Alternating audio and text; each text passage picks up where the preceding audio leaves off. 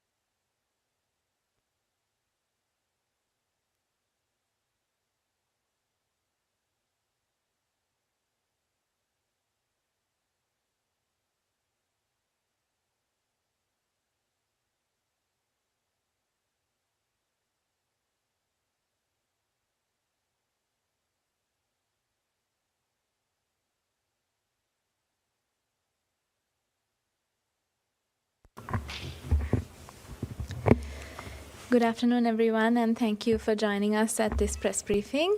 The subject of the briefing today will be the escalating violence and human rights violations in Gaza and across the occupied Palestinian territory.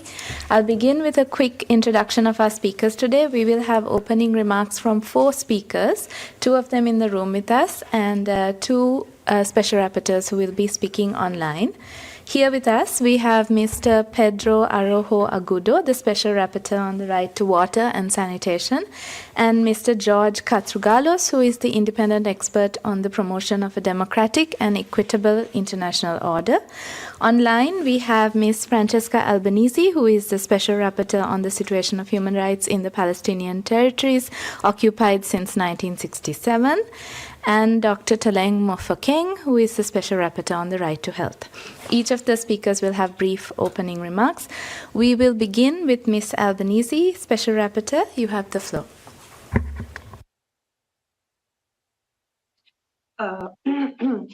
Thank you very much, especially to OHCHR for convening this briefing, which is very urgent, and the other special rapporteurs and mandate holders who are joining me today. Good day, everyone. I wish to address the alarming escalation of violence in the occupied Palestinian territory, the one that has ravaged Gaza over the past 11 months, and the troubling indications that the violence is spreading to the West Bank. Outlining the current situation in 5 minutes in a way that renders justice and does not dehumanizes even further the Palestinians is impossible, and still I will do my best in highlighting 3 main points. First, the current situation on the ground. In Gaza for almost a year, Israel's genocidal assault has devastated entire families, razed the neighborhoods, destroyed essential infrastructure.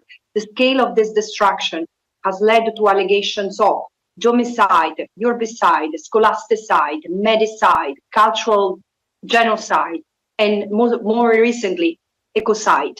This violence has gone unpunished and continues unabated. Nearly 2 million people, over 90% of the Gaza population, are forcibly displaced, many relocated multiple times. Almost everyone is reliant on humanitarian aid, which is limited and insufficient. The death toll stands at over 40,000 Palestinians killed and over 95,000 injured. These are stark numbers, but still, the trauma inflicted, both physical and psychological, will linger for generations. The fury unleashed against Gaza has not spared the Israeli hostages that were taken on October 7 by Hamas and other Palestinian armed groups. Using them as political pawns, Israel has endangered their lives, sometimes even killed them, and exacerbating the pain of their families and friends who are longing for their return in Israel. Today, Gaza remains under siege and relentless bombardment. Evacuation orders continue to be issued to a population that has nowhere to go, and they are just waiting for their death. The closure of the Rafah border has further exacerbated their ability to escape or to survive. The suffering is unimaginable, and the world continue to remain silent. Primarily, I'm referring to Western countries. In the West Bank and East Jerusalem, the unbearable blind violence that has been unleashed in Gaza is finally not sparing those living in the West Bank and East Jerusalem. And the attacks against the Palestinians have been intensifying after October 7. Land confiscation, destruction of infrastructure, and depopulation wrought by the Israeli occupation and settler militias since October 2023 has been marked by violent calls for displacement of Palestinians into Jordan or into the Arab countries, acts of forced displacement, extrajudicial killings, and appalling acts of revenge, physical and psychological torture. So far, 679 Palestinians, including 159 children, have been killed in this area. The Israeli military, supported by armed settlers, has intensified its strikes on the Palestinian towns and villages, especially in the north, where aerial and ground attacks have hit Jenin, Nablus, Tulkarem, Tubas, with violence escalating to levels not seen in 2 decades, particularly in the last 2 weeks. Airstrikes and artillery have killed dozens of Palestinians while injuring many more. Bulldozers and explosives are destroying, as we speak, vital infrastructure, including roads and utilities, disrupting essential services like water and electricity. Israeli forces continue to besiege hospitals, halting ambulances, and detaining many medical staff.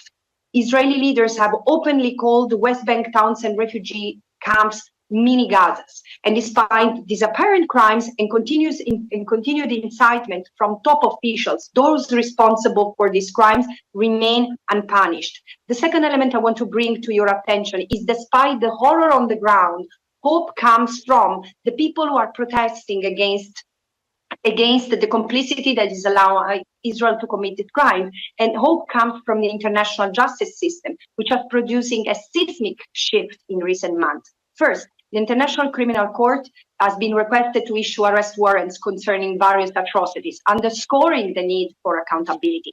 Second, two significant cases are pending before the International Court of Justice regarding allegations of genocide. South Africa versus Israel, with a set of preliminary measures that have gone not followed up, and the second is Nicaragua versus Germany.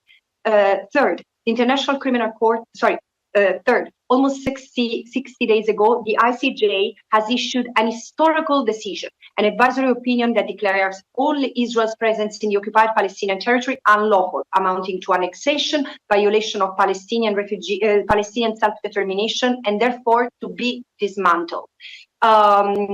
The advisory opinion provides clear guidance on the responsibility of states and international organizations to address these violations. Third and last point, shockingly, in the face of the abyss reached in the OPT and the hope provided by the international justice system, most member states remained inactive at best, or actively aiding and assisting Israel's criminal conduct. The international community must act decisively and must act now. And as I'm speaking to media today, let me say something. Too often, media has disseminated Israeli disinformation, which has served to justify the crimes being committed. This coverage has contributed to dehumanize Palestinians and to its public perception, undermining accountability. As a Western citizen myself, I ask Western journalists among you, if you really resent and repent our past, if you really resent and repent what Western countries have done to millions during colonialism, including during Nazi fascism in Europe, stop dehumanizing the Palestinians. Please do your job. Present the facts, ask to enter all areas in the OPT, and do not perpetuate narratives that allowed for continued injustice. Thank you. Thank you, Ms. Albanese. And we will now hear from the independent expert on the promotion of a democratic and equitable international order. Mr. Katrougalos, you have the floor.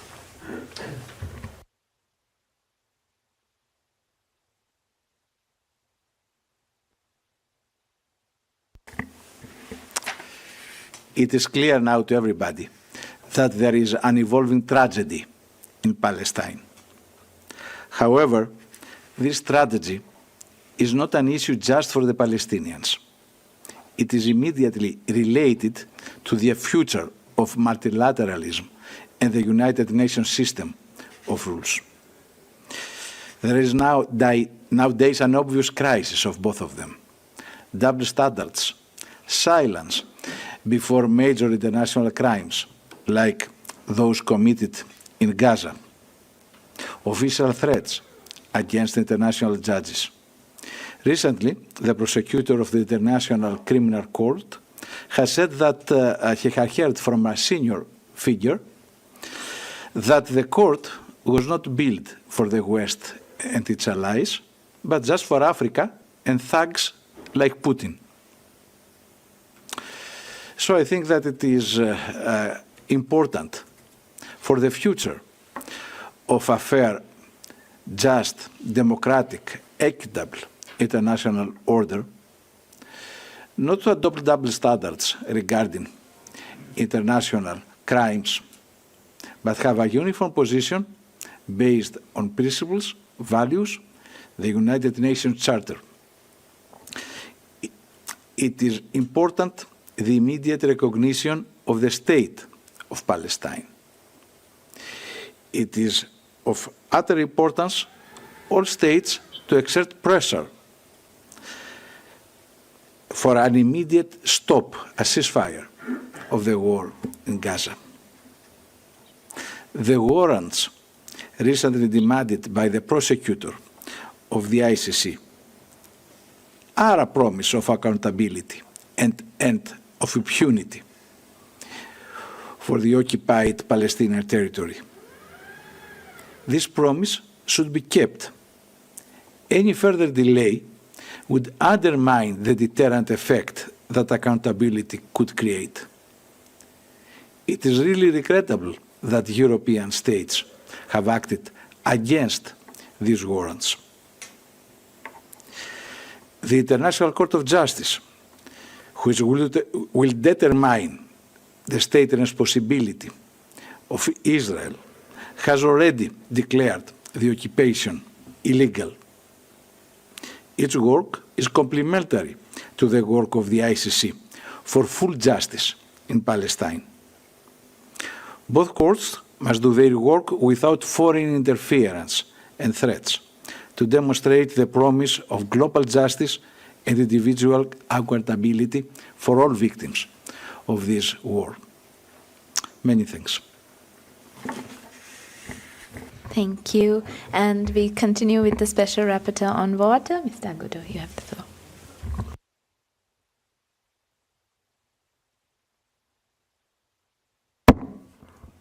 No, it's okay. Thank you very much. Well, Israel, through government and army spokesmen, publicly proclaimed from the beginning of this war that it would cut off water, food and energy to the civilian population, explicitly. Currently, the population lives on an average of 4.7 liters of water per person and per day. Any one of us uses no less than 100 liters per day for our daily needs. And the WHO sets the minimum requirement in emergency situations at 15 liters. In addition, accessible water is often contaminated by fecal matter, leading to serious health problems, especially for children, often resulting in death. The only one natural source of fresh water is the coastal aquifer. The Strip is home to 2.3 million Palestinians, of whom, it is important, 1.7 million are refugees, forced by Israel to live there in refugee camps. This huge population has been forced to pump 3 times more water than the aquifer receives through natural replenishment, resulting during the blockade for 1.5 decades in intense marine intrusion and salinization. In addition, Israel has been blocking 70% of the materials needed to build and operate sewage treatment plants as dual-use materials, preventing proper sewage treatment, which has led to progressive fecal contamination of groundwater. Until the outbreak of the war, drinking water was supplied by desalination plants and a limited amount of water sold to the Palestinians by Israel. This provided drinking water to around 40% of the population. At the outbreak of the war, Israel radically cut off this water supply and cut off the power supply, collapsing desalination plants. The lack of clean water has led to 1.7 million cases of infection diseases, mainly diarrhea, dysentery, and hepatitis A, particularly affecting children, as well as cases of polio, smallpox, and other infectious diseases that can trigger massive and deadly epidemics. All this, coupled with the lack of medical care, result in deaths, especially of babies and children, making water scarcity and contamination a silent bomb which has far less visibility than those that destroy buildings, but a no less lethal bomb. Israel's violation of existing international law, as the International Criminal Court has already ruled, is systematic. Both the Fourth Geneva Convention and the Rome Statute, as well as customary international humanitarian law, are being violated on a daily basis. But not compliance with international law related to water does not only concern Gaza.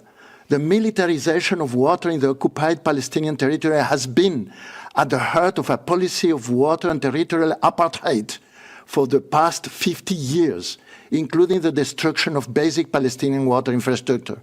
Palestinians have no access to the Jordan River and cannot build wells or water infrastructure in their own territories.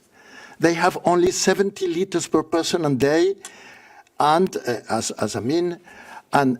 many rural communities have only 20 liters, while Israeli population has 4 times more on average, and illegal settlers receive and use 18 times more water for their crops and swimming pools. Finally, we are witnessing a genocide against the Palestinian people. We cannot remain impassive. Thank you very much. Thank you very much to the Special Rapporteur. And now we move to the Special Rapporteur on the right to health. Dr. Mofokeng, you have your floor. I welcome this opportunity to speak to you today in my capacity as the Special Rapporteur on the right to health. We have watched this horror of a genocide in Gaza unfold over the past 11 months. It is important to note that even before October the 7th, the situation was already incompatible with the realization of the right to health. And this current episode represents another amongst many episodes of a display of a recalcitrant, repugnant attitude of an occupying regime, as well as its powerful global allies.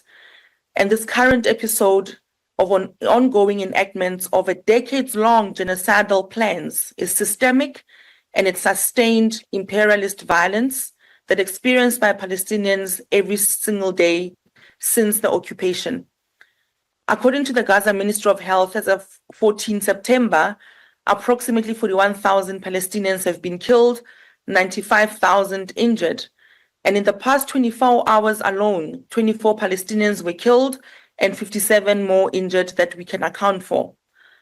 With more than 50 days having passed since the International Court of Justice issued a landmark advisory opinion declaring Israel's occupation of the Palestinian territories encompassing the West Bank, including East Jerusalem and the Gaza Strip, as illegal under international law, emphasizing that Israel's actions amount to annexation. Yet member states, with all the implications of the ICJ opinion and their obligations to comply, have chosen not to do so. And days into this current war and a genocide, I did warn that the Gaza's medical infrastructure was on the path of being irreparably damaged, and that healthcare providers were working in a dire situation, and that the right to health itself was being targeted, and the long-term trauma that the people in Gaza will carry with them because of this enduring intergenerational physical and mental health, and the impact of racism and structural discrimination cannot truly be quantified. We are yet, as a world, even as clinicians and doctors such as myself, yet to develop a matrix to truly measure the true impact of what this genocide has meant, the compounding effect of what this situation is, remembering very well that even before October the 7th, life was not conducive to dignity in the Gaza Strip. And so the attacks on hospitals, on healthcare workers, are on a scale we have never seen before. And the right to health has been decimated at every single level. Today, only 17 out of the 36 hospitals are partially functional and maintain some minimal service. And only 58 out of 132 primary healthcare facilities are functional as they struggle to save lives amid critical shortages of healthcare workers, trickling supplies of fuel, medical items. And we know with the polio vaccination program right now, A lot of children have received their first dose of vaccine. However, they and their families continue to face bombardment when they try to reach those facilities. They are still at risk of bombardment when they depart those facilities. So the continued concern for the right to health is still continuing, as we see with the kinds of illnesses such as skin disease, air and waterborne illnesses, acute mental health distress that continues, that we cannot have a siloed approach that looks at only one solution and does not take into account the fact that for Gaza to recover, for a health system to do what it needs to do, there has to be an immediate ceasefire. And that is not something that should be negotiated. An immediate ceasefire is absolutely necessary. My mandate continues to receive information regarding arrests and detention of healthcare workers specifically. And this demonstrates a pattern that even when medical personnel are on duty, they are also being forced to evacuate hospitals. They are being harassed to leave their patients behind. Some are arrested, some are dying and killed under those circumstances of torture, repeatedly being beaten in prison with their bodies showing signs of torture. And I have communicated in an urgent appeal to Israel some of these concerns. So the destruction of the health system right now is created by this genocide. It's completely incompatible, but it's been enabled by Israel and its allies to be able to continue. There must be an end to the occupation. There must be an immediate ceasefire. We must allow critical medical supplies and secure the safety of healthcare workers to reach every single facility. Expedite medical evacuations for everyone who needs them. And my last point is that the intimidation and harassment of United Nations staff and experts who are carrying out their mandates must be stopped. And this issue must be taken seriously, as we are all operating within mandated work, and there is no place for harassment, intimidation, or even reprisals for people who are working with the United Nations, including targeted intimidation and harassment of experts. A genocide is incompatible with realization of the right to health, and peace follows liberation. And as you can see, there is no way that you can extinguish the human desire for freedom. And this is ultimately about the freedom of a people to self-determine. Thank you very much. Thank you, Special Rapporteur, and thank you to all the experts for sharing their statements today. We'll open for questions now, take some questions in the room first, and then move to those of you joining us online. If I could please ask you to state your name and organization when you ask. Yes, thank you. My name is Isabel Saco. I work for EFED Spanish News Agency. I have two questions. One of is for Mr. Arroyo.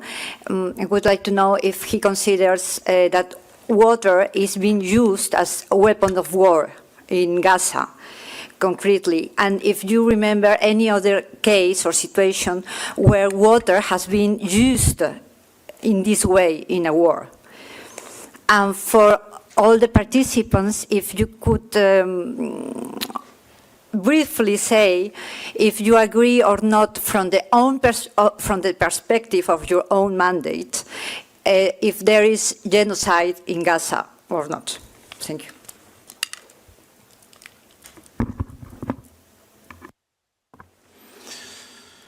Yes, unfortunately, there are other cases. Water is more and more used as a weapon against civilian population, not against the other army. I have cases also at present in the border between Syria and Turkey, in the region of in the Aluk population, and other cases. We are seeing also in some way also this kind of strategy in Ukraine also, but nothing comparable, similar to the case of not just Gaza, but Palestinian in general, occupied Palestinian, because it's something that is organized from 50 years ago, and now during the war in Gaza, it was explicit. It was not just to say, no, explicitly recognized, we will cut water food and medicaments. So this is, I used to say, just in order to know, when international law qualifies the systematic blockade of food, normally we talk more on food, it's okay, as a crime against humanity in the category of extermination. This is the Rome Statute. Water, I remember to you that water is the main food we need, human beings, and it is irreplaceable. But at the same time, if drinkability is not guaranteed, it becomes the most terrible vector of disease and death that exists in the world. So in this case, this is clearly employed as a weapon in Gaza against Palestinian civil population.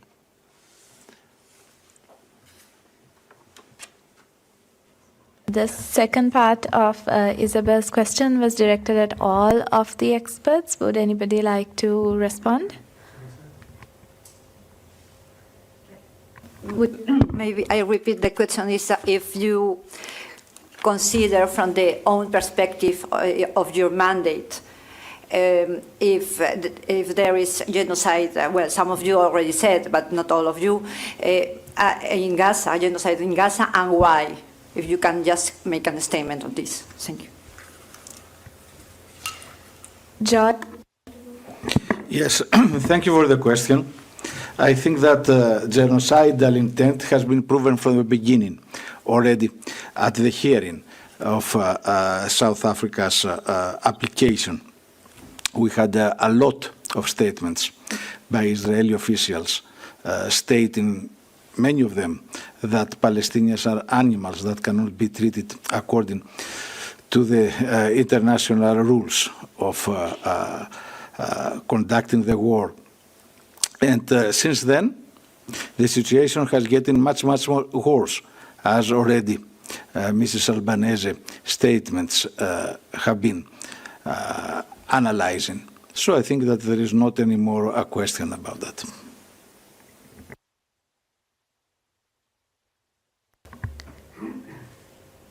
Would any of the other experts, Ms. Albanese, would you like to? May I? Yes, please go ahead. Yes, I was, as I was listening to my distinguished colleagues, I said how nice it is to speak a common language, because, I mean, there are many special rapporteurs who have signed statements denouncing since mid-October the risk of genocide, serious risk of genocide, and as November, an unfolding genocide ongoing. Our colleague, the Special Rapporteur on the Right to Food, has published an astonishing report on how food sovereignty has been attacked, leading to starvation being a tool of war. But let me go back to the question that was asked concerning water. I agree, of course, with my colleague, the Special Rapporteur on the Right to Water, concerning water being used as a tool of war. But here the context is not that of a conflict. And please, media and journalists, we need to get the framing right. The ICJ advisory opinion has called out the Israel colonization enterprise, settler colonization enterprise in the occupied Palestinian territory, other than by name. Therefore, you have to keep in mind that water, including in the West Bank and East Jerusalem, was already being used not just as a tool of war, as a tool to encourage, to push people into forced displacement, because the per capita water distribution was 80% of the total water basins that have been encircled by the wall and by settlements for the settlers who shouldn't be, the Israeli settlers who shouldn't be there in the first place, and 20% for the Palestinians. So we are talking of 300 liters per capita per Israeli settlers, and 70 liters per person on average to the Palestinians. So this is the context, and we shouldn't miss the forest for the trees. Israel has put forward a settler colonial enterprise in what remains of historical Palestine, and it is to be stopped now.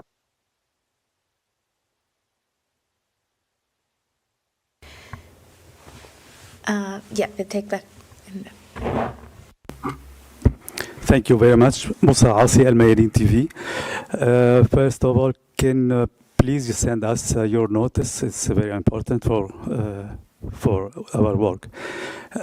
J'ai une question pour Madame Albanese. Vous intervenez pour je ne sais pas combien de fois depuis le 7 octobre, et à chaque fois, vous dénoncez le crime de guerre qui se passe à Gaza, et vous avez toujours des messages envers la communauté internationale. Aujourd'hui, après bientôt une année après le début de cette guerre, est-ce que vous avez senti un changement dans l'attitude des pays, surtout les pays soutenant Israël? Merci. Should I answer? Yes, please. Oui et non. Je pense qu'on peut s'apercevoir d'une certaine nervosisme qui rend l'échelle politique anxieuse autour de ce qui se passe de nouveau au niveau de la justice internationale, la Cour pénale internationale et la Cour de justice internationale.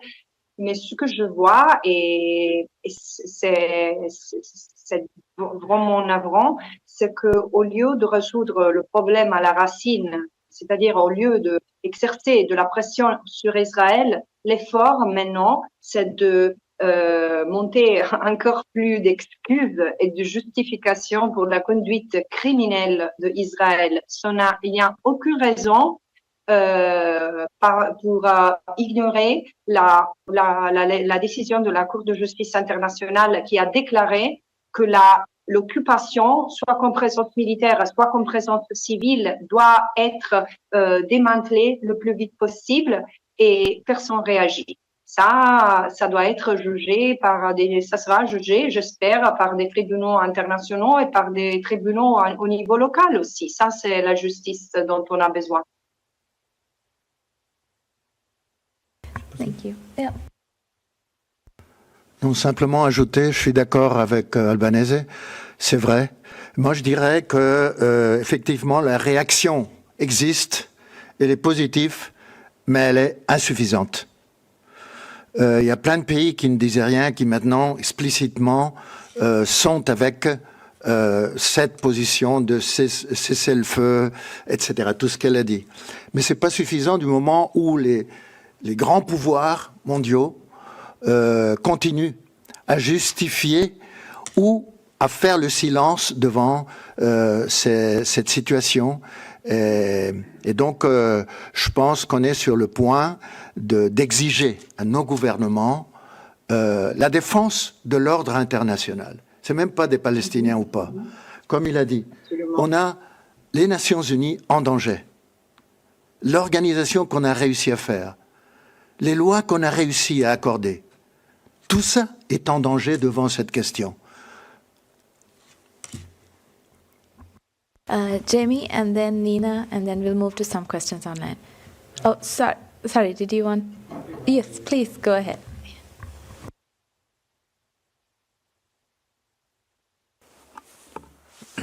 Thank you. My name is Ravi Kant. I represent the Wire publication in India. The two questions, you constantly refer to the double standards and hypocrisy of the Western nations. Would that include the United States? Because you constantly refer to the European Western states. And also, I want to know that India's sort of, in terms of weapons that are being used, which are destroying much of the assets of Palestinian. Are there Indian bombs which are being used? Is there any sort of awareness or knowledge on this issue? This is a question open to all. So, thank you.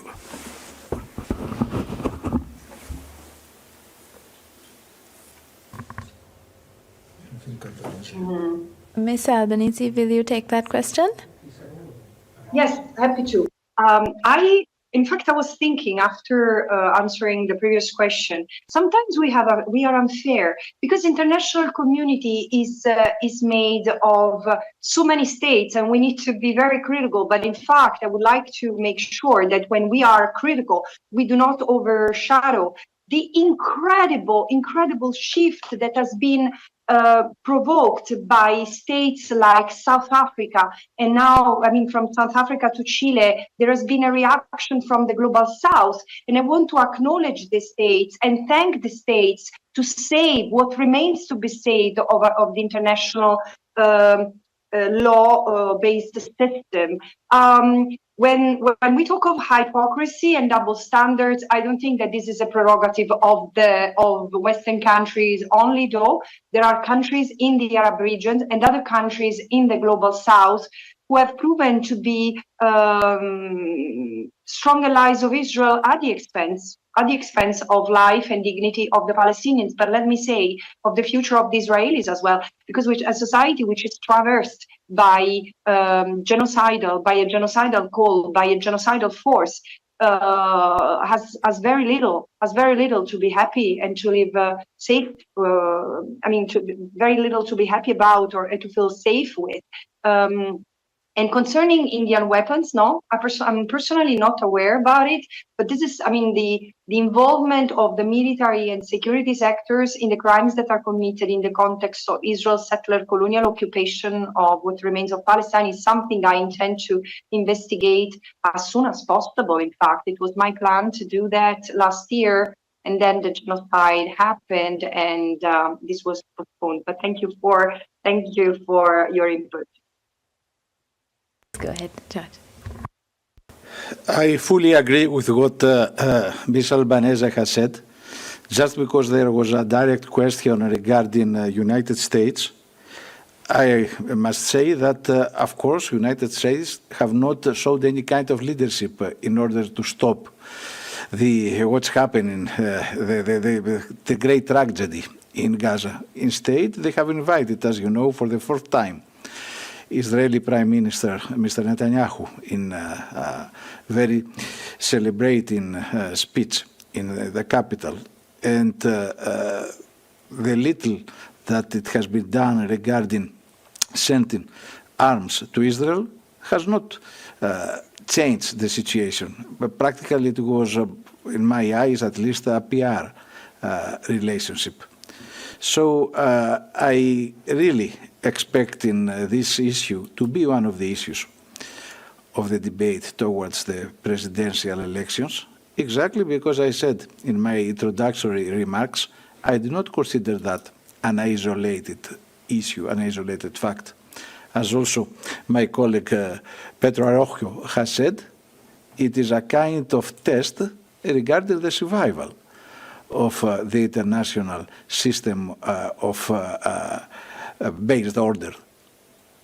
And finally, just as a little remark, there is a lot of hypocrisy at the level of states, not just at the states we have already named, but one should not also ignore the rising wave of solidarity that it is present now throughout the world, both in our European countries, both in the United States, and of course in the global South. I think that this solidarity of the peoples is one of the main ways to have a different future than the dystopian that now is evolving before our eyes. Thank you.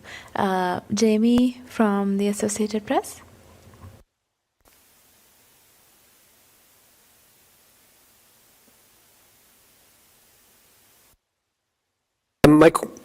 Can you hear me?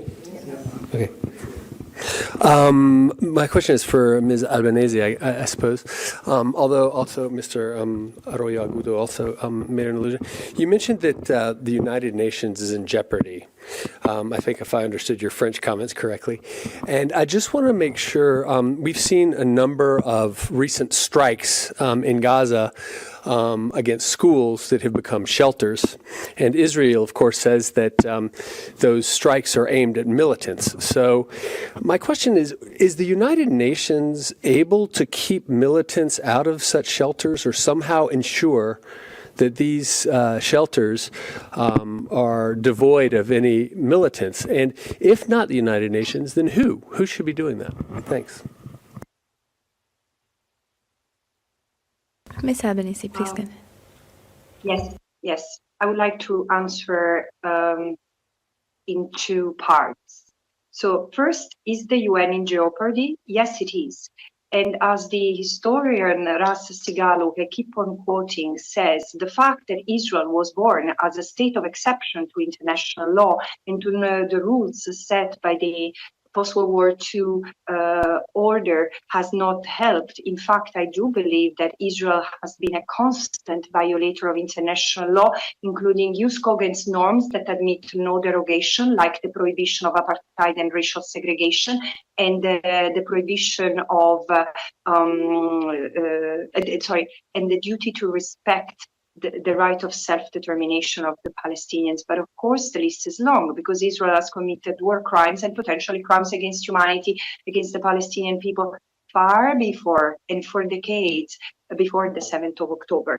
So yes, I mean, this is a vulnus in the UN system. I'm not saying that there are no other violators of international law and UN resolution, but surely Israel has a systemic pattern, and the impunity that has been granted has enabled its hubris in standing against every and any UN norm, international law provision, including the ICJ, 2 ICJ advisory opinions and 3 sets of ICJ provisional measures to prevent genocide. Now, going to the militants, it seemed to me that again we are facing a framing problem. Now, I know I'm aware that what I'm going to say is going to sound quite problematic to those who seem to believe that Israel is allowed to do anything it pleases in the occupied Palestinian territory. But because Israel's presence is unlawful in the occupied Palestinian territory, it constitutes an aggression against the right of self-determination. And the Palestinians, like it or not, have the right to resist the oppression, of course, within the realm and within the limits of the law. Therefore, civilians cannot be targeted, killed, or taken hostages, no question. But your question makes me think that there is a justification for Israel's assault against the Palestinians in Gaza, including what might legitimately constitute resistance. And this is problematic. Because I don't think that Israel will ever succeed eradicating Hamas, because again, and this is beyond what under international humanitarian law constitute a legitimate military purpose. I've said it over and over together with other international law experts. But again, you cannot eradicate the legitimate expectations of people to have freedom and dignity, because this is what is at stake here. And rest assured that the Palestinians will continue to resist, like any people who has been under colonial rule, and the history is replenished of experiences of people breaking the yoke of colonization after enduring years of subjugation and repression. Palestinians are not an exception. Thank you. Nina, did you have a question? Yes, thank you, Nina Larson, AFP. I wanted to follow up on the question about the UN being in danger. Israel, as you've said, has had a fairly contentious relationship with the UN since for years and years, but it's obviously reached a low point now. I mean, how do you see that impacting the UN's work in general, impacting your own work, and also sort of the fact of ignoring rulings, is that having an impact on other countries, do you think, and their relationship to the UN? Thank you. Which of the experts would like to take that question? Would it be? I don't know. When I'm very, very close to us, escalators doesn't work. Tomorrow I have a side event here and I have no translation. We have no the second travel we are obliged by the rapporteurs is not possible because the UN has no money for this. It's obligation. This is the punishment that we have at present in the United Nations. It should be a scandal, an international scandal, because the main powers are delaying the payment. They are obliged, they are compromised, committed. It's a direct impact on the daily functioning of the United Nations, but the problem is much bigger, of course, because is the fact that at present many people says, well, United Nations is not useful. And what happens after this? When the criminal court make a decision, when the council, the Security Council make decisions, and nothing is respected, and the main powers doesn't do nothing, doesn't do anything. We are blowing up the United Nations if we don't react. At the same time, I used to say, and this is my position, just my position, is a great opportunity for reacting, for changing the needs, the things that we need to change in this United Nations, that continue to be an institution that we need more than ever. So perhaps this situation, this critical situation, is the opportunity for rethinking what to do in front of this.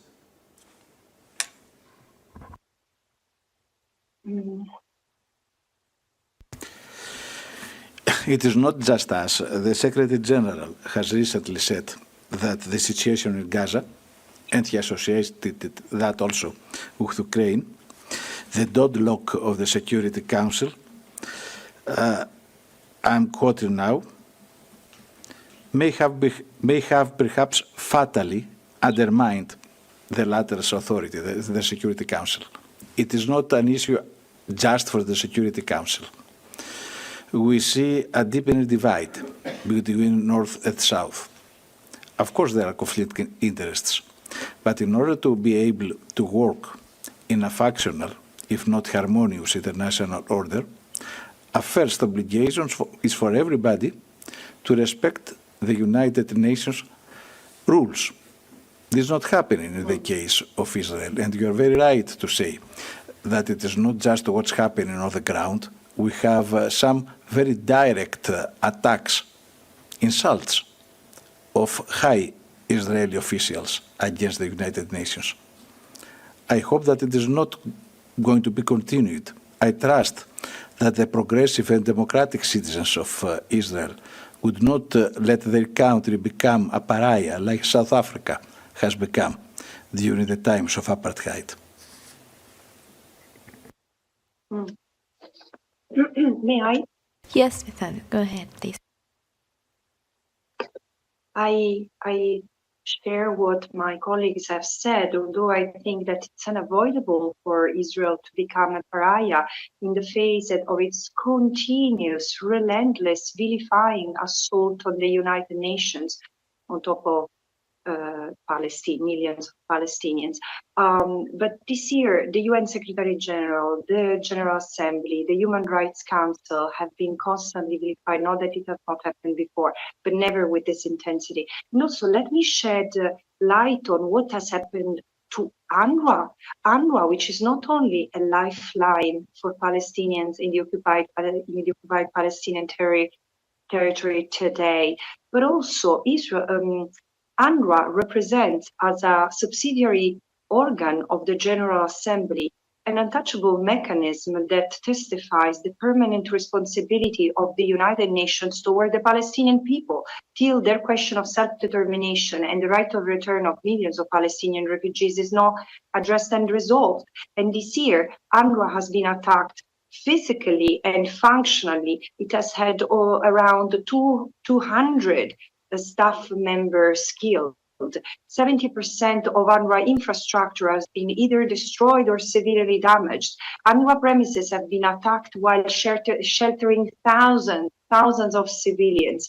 And on top of it, UNRWA has been smeared and vilified. And I wish, and of course wishing in bracket, but in inverted commas, I wish the attacks were only by Israel. But it seems to me, and I fear sometimes to be victim of a conspiracy, but then you put the numbers together and you see what member states, especially Western states, are doing, defunding UNRWA and even supporting Israel's actions against UNRWA as an overall attempt to get rid of the agency. This is so wrong morally, legally, and politically, that it is to be looked at as one symptom of a greater problem, that is, does Israel deserve to continue to go unpunished for its relentless attacks on the United Nations? Should there be a consideration of its membership as part of this organization, which Israel seems to have zero respect for? Thank you. We have a few questions online, and since we're running short of time, I'll just move to Jeremy from RFI.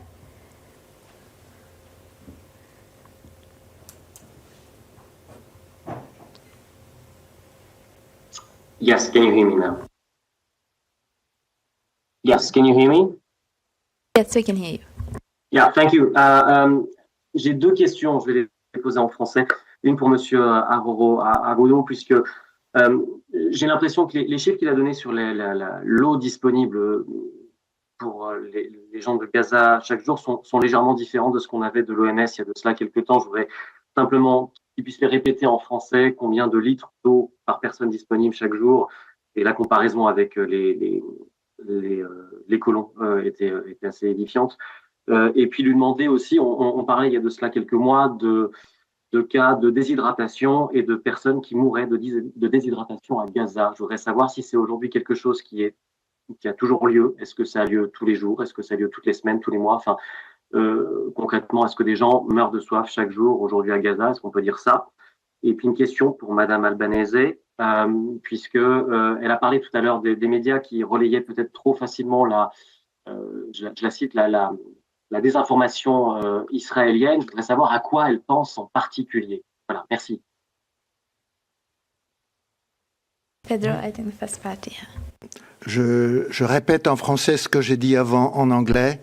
Je pense que les données qui arrivent, c'est qu'à présent, après couper la provision directe d'eau qui était très limitée, elle était vendue par l'Israël à travers de Mekorot, qui est la compagnie publique qui dépend de l'armée finalement, c'est tout militarisé. Bon, ils ont coupé cette provision très limitée d'eau, mais aussi ils ont coupé absolument la provision d'énergie, ce qui veut dire que les stations de désalinisation ont collapsé. Et disons, c'était les seules sources d'eau potable qui, avant le commencement de la guerre, pendant le blocage de 16 ans déjà, 17 ans, la provision d'eau potable venait de la désalinisation et de cette petite provision d'eau vendue par Israël. Du moment où c'est coupé, avant c'était pour le 40% de la population qui arrivait à avoir de l'eau potable. Maintenant, c'est coupé. Donc, la provision d'eau qui arrive en moyenne à la population au moment à Gaza, c'est 4,7 litres par personne et par jour. Je dis, n'importe quel d'entre nous consommons sans faire rien d'extraordinaire. Ce n'est pas un luxe. Nous consommons au moins 100 litres personne par jour. L'Organisation mondiale de la santé demande, comme dans la situation extrême, ils disent au moins 15 litres par personne et par jour. C'est un tiers de ça. Alors voilà, c'est une situation qui en plus c'est de l'eau dans la plupart des cas qui a des grands risques ou qui est directement contaminée, polluée par des fécales. À cause de la guerre et avant la guerre aussi. Mais avant, ça veut dire que maintenant, on a les données que j'avais, c'est de l'ordre de 1,7 million d'infections, surtout diarrhée, dysenterie, hépatitis A. Mais vous imaginez, sans des soins médicaux, sans avoir les médicaments et les soins médicaux dont on a besoin, surtout les enfants, les bébés, il y a beaucoup d'entre eux qui meurent. Mais ça, ce n'est pas spectaculaire. C'est une mort silencieuse, qui n'est pas visible.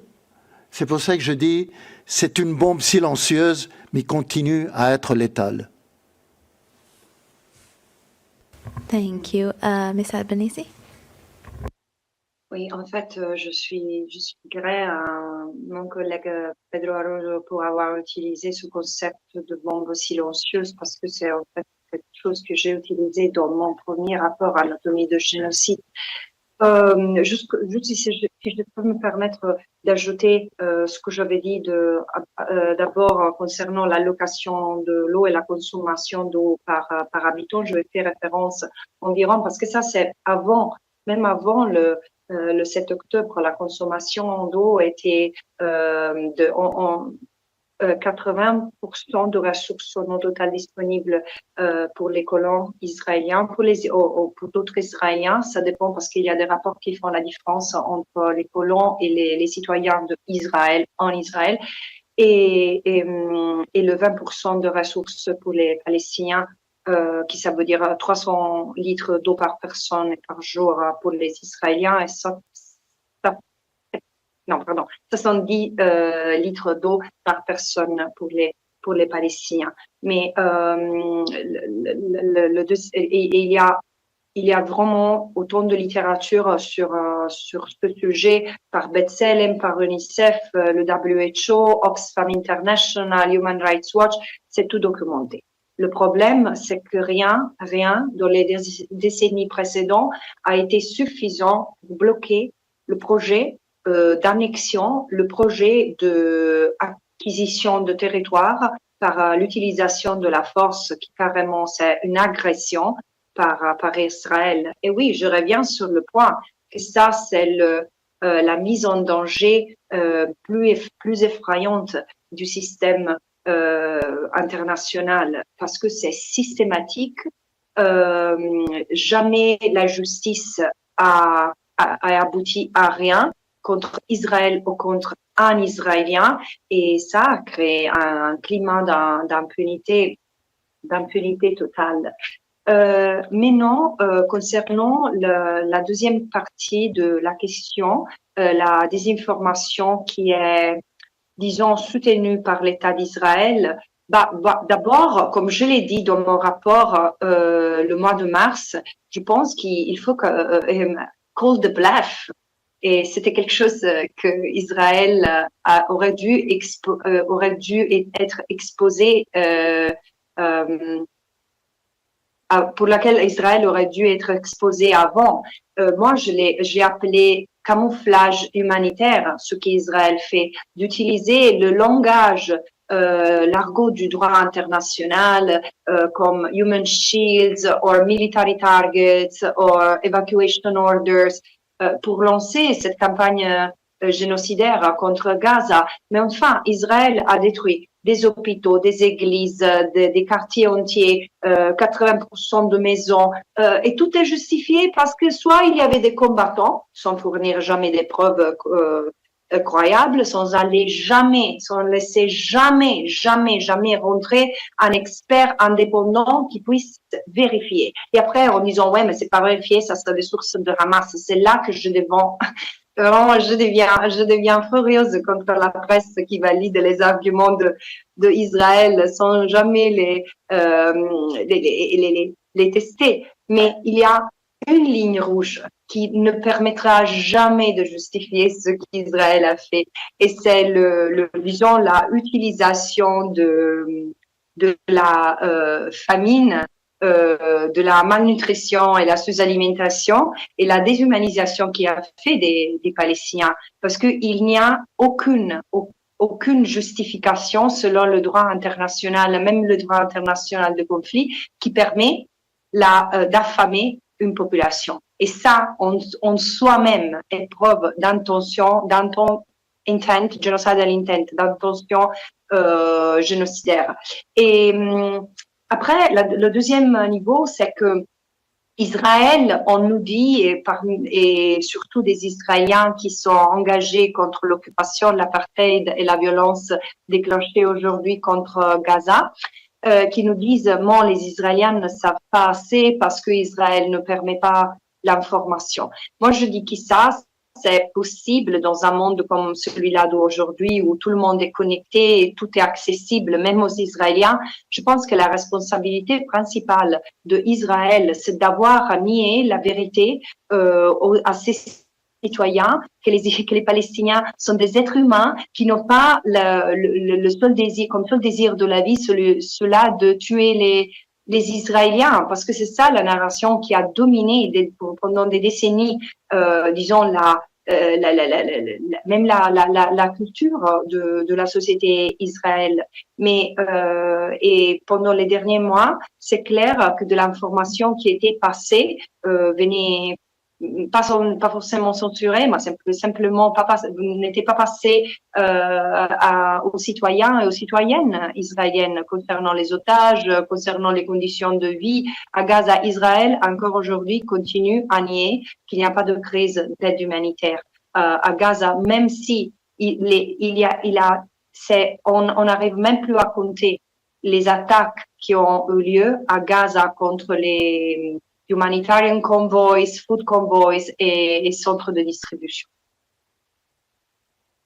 Thank you. We have two more questions. Emma from Reuters online. Thanks for squeezing me in. Ms. Albanese, I wanted to follow up on your remarks about most states remaining inactive at best or assisting Israel's criminal conduct. In this context, could you comment on Britain's decision to suspend some arms sales to Israel? Would you applaud them for taking some sort of step in that direction, or is there really little point if some arms are still going through to Israel? And maybe for Mr. Katrougalos, who spoke about U.S. policy, I'm wondering if you're hopeful for a shift now that Kamala Harris is the favorite to be the next American president. Do you see a chance of a weakening of that aid for Israel? Thank you. Thank you, Emma. Ms. Albanese, will you start off? Yes. I think that it's much easier to name the states in the West which have done something to get out of the majority, let's say, majority's course of action of tolerating and even enabling Israel's conduct. There has been Spain, Ireland, Belgium, Luxembourg, and Slovenia, to an extent Portugal, who have been more critical, and to a different extent they have taken steps to correct this. But insofar, there seems to me to have been there has been an incredible support for what Israel has been doing. I don't see a change of politics, and I've had the chance to comment earlier on the British government's decision to suspend. Correct me if I'm wrong, but what I know has happened is that Britain suspended 10%, 30 of the 300 licenses it has for arm transfers with Israel. So numerically, it has definitely not done enough. It has done 10% of its job to comply with non-derogable principles of international law, with the provisional measures of the International Court of Justice. And again, what is most shocking is that countries like Britain continue to have a very hostile attitude toward justice and accountability. We shall not forget, yes, it was the previous government, but the previous UK government who triggered the reconsideration of the ICC jurisdiction over Palestine. This will go down in history as one incredible attempt to hamper justice and to obstruct accountability. Of course, you might argue that eventually the UK withdrew this action, so it didn't make any submission to the ICC.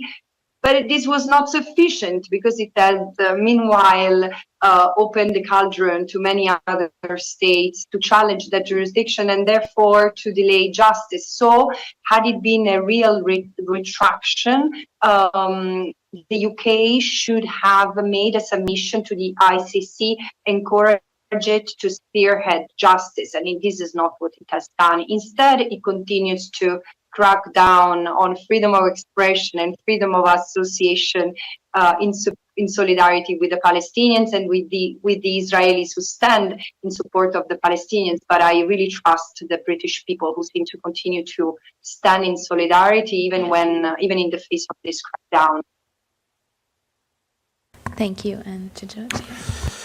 Thank you for the question. I don't want to directly get involved in elections in any country, and especially the United States, although it is not a secret. It is very known that we had involvement in these elections by pro-Israeli groups, mostly AIPAC, which tried to use huge amounts of money so not to have progressive members of the Congress re-elected.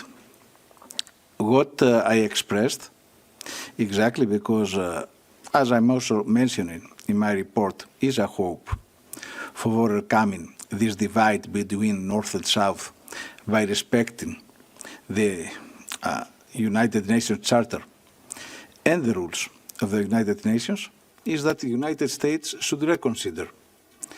I understand, of course, geopolitics. I'm not naive. But I think that their stance regarding Gaza is going to be, let's say, viewed by many in the global south. And this struggle for the minds and the hearts of the peoples in the south is going to be one of the most important bets in the multipolar world in the years to come. Thank you very much. We have one more question from Yuri online. Yes, thank you for taking my question and thank you for this press conference. This is maybe a follow-up on what was just said by the Special Rapporteur, George Katrougalos, and this is also a question about that. According to data from the UNOHCHR, about 12,000 civilians were killed in Ukraine in 2.5 years of conflict, including now 9,000 in the territories controlled by Ukraine.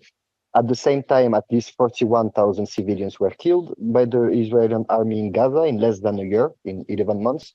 However, the Western states, which have imposed unprecedented sanctions against Russia for the violation of international law and UN Charter, do not impose any sanctions against Israel, and even more, they are delivering weapons, they are publicly supporting the operation in Gaza. How to explain this difference, and can we still speak about the existence of international law and order in this case? I mean, even if for your mandate, how can we speak about international order when the rules are so different from one conflict to another? Thank you.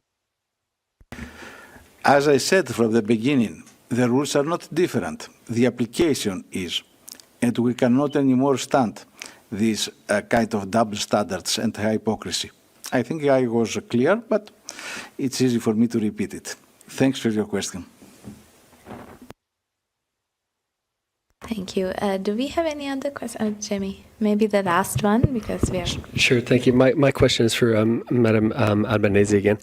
I wanted to just, there was talk about press reporting, Western press reporting and whatnot. And I wanted to know if you could tell us, just in the course of your recent work, what evidence that you have unearthed in the course of your work that is not getting out in the press right now, that you think there's something that's not being told, a story that's not being told, because I assume you have press as part of your sourcing, but other sources as well. So could you just tell us what story, what narrative is not being told that is, I mean, I know you've said a lot of things already, but just specific instances that maybe testify to recent human rights violations or abuses that is not getting enough attention. Thank you. Go ahead, Ms. Albanese. Yeah, I will have to ask you to be patient, because I have plenty to say in my next report, which walks on the heels of Anatomy of a Genocide. I wish I could have written another report by now, but the most significant, because I prefer not to hamper anything of what I have, what I'm writing. I don't think that I can really say that I have unearthed any evidence, because I don't have feet on the ground, and I need to rely on a variety of actors to put together and analyze the evidence. But what I think my added value is, as a special rapporteur on the occupied Palestinian territory, is really to offer a bird's-eye picture of the reality on the ground, including in a historical context, in a historical fashion, so as to help people like you, other journalists, and all the more governments with decision-making power, not to miss the forest for the trees. But one thing is I would like to tell you is that it's pretty clear to me that the genocide that we were unable to prevent, and it is to be punished. I mean, the people who have been the architects and the executors of the genocide in Gaza have to be held accountable, but the genocide was not prevented. We have failed to honor one of the major obligations imposed on member states by the Genocide Convention, which is to prevent genocide and then to punish genocide. But now I see the risk of failing once again in the West Bank, because the attack that Israel has unleashed is not just against Palestinians in Gaza, it's against the Palestinians as a whole. So there is a need to read the writing on the wall and to protect the Palestinians from what it might be in some weeks or months from now, another form of genocide unfolding. So this is why I'm so convincingly sounding the alarm not to turn a blind eye on what is happening to the entire Palestinian population under Israeli military rule. Thank you. Thank you to all the rapporteurs for being here, and thank you to all of you. I'm sorry this ran long, but we'll close the press conference. If anybody needs the statements, we can, whatever statements are already written, we can try to share that. Thanks for joining us. Have a nice day. Thank you very much. Thank you, HCHR. Thank you, Darija. Bye-bye.